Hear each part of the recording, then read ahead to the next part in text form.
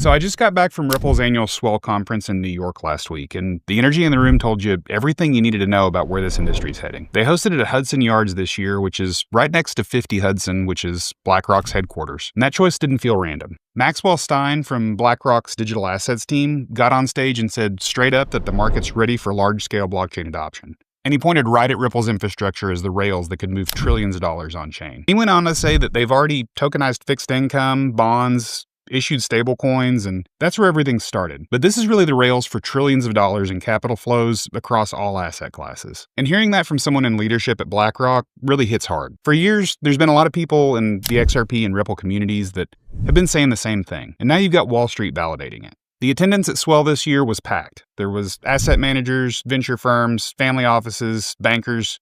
Everybody showed up to see what Ripple's been building and where the XRP ledger goes from here. And that's important because Ripple just closed a $500 million raise at a $40 billion valuation. And so just take a look at who invested.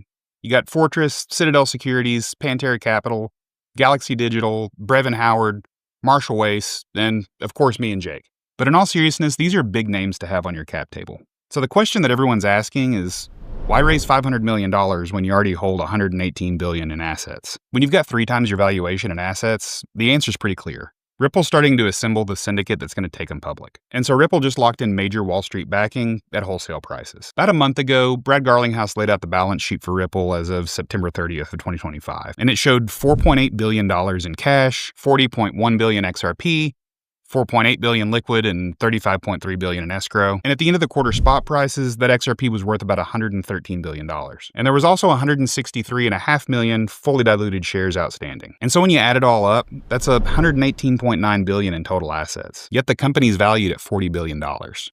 That's roughly 0.35 times the NAV, or net asset value. If you stripped away all the operating businesses, payments, custody, prime, stablecoins, and just liquidated the XRP, you'd still end up with nearly 3 times that valuation. And some reports say that the $40 billion values Ripple at a 50% discount to its XRP holdings alone. Fortress, Citadel, and Galaxy basically bought XRP exposure at wholesale prices wrapped in equity. They got in at 0.35 the NAV, while XRP trades at full spot value every day. And now look at MicroStrategy. They've traded around 1.75 times the value of their Bitcoin holdings, and if Ripple traded at the same multiple, the valuation would be $198 billion. And if you apply a 3x multiple, which analysts often use for companies that own critical infrastructure and earn revenue on top of that, Ripple could be worth more than $1 trillion when XRP gets to $8.72, which values their XRP at $348.8 billion. Multiply that by 3 and you're over $1 trillion. And even if you think that's too aggressive, the gap between $40 billion and what those metrics suggest is pretty big. Ripple's not just sitting on XRP either. Their businesses are growing fast and they're generating real revenue. Ripple Payments alone has processed $95 billion in total transactions. And their RLUSD stablecoin just hit a $1 billion market cap in less than a year. And Hidden Road, which is now Ripple Prime, tripled its revenue run rate since acquisition. They're doing $60 million in daily transactions, and client collateral has doubled. And Ripple's doubled its live payments customer base quarter over quarter. They process over $5 trillion in annual payments and offer faster, cheaper settlements than a lot of other alternatives that are out there. And Brad has said that the goal is to capture about 14% of Swift's $150 trillion volume by 2030. That's $40 trillion a year. Even conservative take rates would make that business worth way more than $40 billion before even counting their XRP. And let's not forget that Ripple's been on an acquisition streak.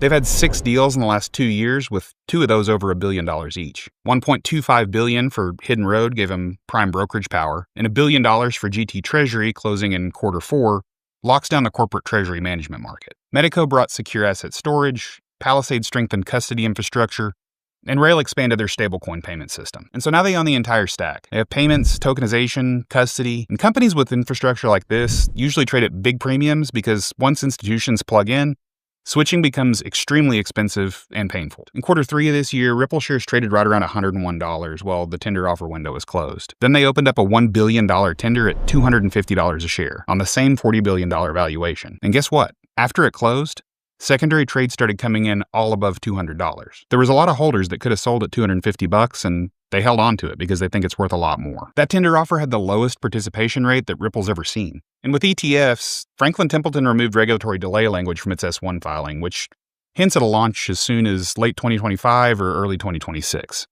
They manage over $1.5 trillion globally. Bitwise and Canary Capital filed similar updates, and my guess is that Canary's ETF goes live first. And when those ETFs go live, XRP exposure is going to be as easy to buy as the S&P 500. There's institutional demand right now that's been waiting on the sidelines to move in on that. And there's a lot of analysts that agree that we'll see somewhere around $5 billion in inflows in the first few months. And based on the inflows to Canary Capital's HBAR ETF, I think it could be a lot higher. And that alone could lift XRP's spot price and inflate Ripple's balance sheet by billions of dollars. So what happens if, or when, XRP hits $5, $8, or $10? So at $5 XRP, Ripple's 40.1 billion tokens are worth about $200 billion. And if you had 4.8 billion in cash and they're growing businesses, you're looking at about a $250 billion company. And if you apply MicroStrategy's 1.75 multiple to that, that's $437 billion. Go 3x and it's $700 billion. At an $8 XRP, their holdings jump to $320 billion. At $10, it's $401 billion. And that's all before you add anything else. And Ripple's been buying back shares too. Over the past few years, they've repurchased more than 25% outstanding shares. In 2025 alone, they did $2.2 billion in tenders. They swapped retail holders for institutional names on their cap table, which attracts more talent, customers, and maybe even better treatment from regulators. That $500 million raise wasn't really about needing cash. It was more about locking in the names that can underwrite the IPO or direct listing and show regulators that Ripple's operating at institutional grade. And so it really creates a low reference point, so the eventual public price action feels kind of inevitable. And on top of all that, Ashish Birla, which is a former Ripple executive and board member, just raised over $1 billion for XRPN. That's the ticker for Evernorth, the XRP treasury company that'll trade on NASDAQ in early 2026. Ripple invested themselves alongside Pantera Capital, Kraken, SBI Holdings, and then Chris Larson and Brad Garlinghouse and David Schwartz signed on as advisors. That's huge because it makes a market for public comp and XRP exposure before Ripple ever goes public. And it provides institutional appetite and sets a price benchmark. With DATs or digital asset treasury companies on speculative tokens kind of falling out of vogue, makes a lot of sense that utility-based structures like what Evernorth is doing here make a lot of sense. And during her fireside chat at Swell, Monica Long, which is Ripple's president, said that there's no set IPO timeline, and Brad agreed, saying they'll slow acquisitions over the next year to focus on scaling the business. Now that the SEC case is over and it's officially established that XRP isn't a security in secondary sales, the regulatory fog's cleared. It's been difficult for regulated institutions to be able to be publicly involved with a company that's in open litigation with the SEC. And now we're starting to see regulations in the United States and around the world start to favor digital assets in a much better way every quarter. And back to the IPO discussion, let's remember that public markets bring a lot of pressure and reporting. By Ripple staying private a little while longer, it gives them more room to keep building long-term without chasing quarterly results. If anything, I think we might see a small secondary sale again to employees, but a full IPO probably comes a little bit later. The market as a whole needs to achieve a bit more stability, and Ripple's still got a lot of room to grow. They can add more banks, more remittance corridors, and more custody deals. And once digital asset treasury companies like Evernorth start to show XRP liquidity, Ripple Prime hits 10 billion in daily volume, and RLUSD crosses the 10 billion market cap, the outside pressure to go public is going to start building even more. And that's why I see $40 billion more like a price floor. A realistic valuation for me sits somewhere around $150 billion on the conservative side, and $350 billion if XRP rallies and operations scale. The $1 trillion scenario takes double-digit XRP and global dominance in settlement rails. That's not out of reach if we see tokenization and CBDCs start to go mainstream around the world. I think Ripple's likely going to wait until XRP ETFs prove liquidity and RLUSD shows it can compete with USDT and USDC. Then they'll probably announce a partnership with a top 5 global bank or a sovereign CBDC, and that's when they'll start to file for a direct listing. By then, we can expect that XRP will trade a lot higher than it is now, and the balance sheet starts to show $350 billion plus in assets. Ripple's portfolio of companies are bringing in $10 billion in revenue. That starts to get priced at $200-300 billion minimum. And let's not forget that Coinbase listed at $85 billion with only $1 billion in revenue. Ripple could list with 10 times the balance sheet and similar revenue at scale. These numbers sound kind of wild, especially if you've been around a while. But the real question is whether Ripple waits to go public at $200 billion or